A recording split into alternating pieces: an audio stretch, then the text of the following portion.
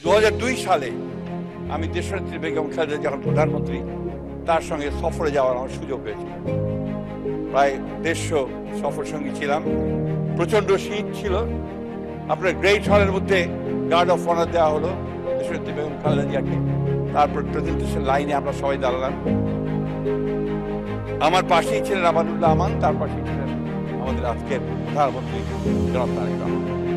যখন চীনা প্রধানমন্ত্রীকে সঙ্গে নিয়ে ম্যাডাম প্রত্যেকের সাথে পরিচয় করিয়ে দিয়ে যাচ্ছেন, পরিচয় করাতে করাতে যখন ওনার সামনে আসলেন, সে ম্যাডাম যখন পরিচয় করেন মাই সান তারেক, চীনা প্রধানমন্ত্রী তার দুইটা হাত শক্ত করে তারেক রহমান সাহেবের হাত ধরলেন, ধরে বললেন, carry the flag of your father.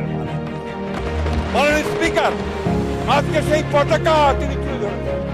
সেই পতাকা হচ্ছে স্বাধীনতার পতাকা, সেই পতাকা হচ্ছে সার্বভৌমত্বের পতাকা, সেই পতাকা হচ্ছে গণতন্ত্রের পতাকা, মাননীয় পতাকা। মাননীয় স্পিকার, আপনাকে অশেষ ধন্যবাদ। মাননীয় স্পিকার, আসসালামু আলাইকুম।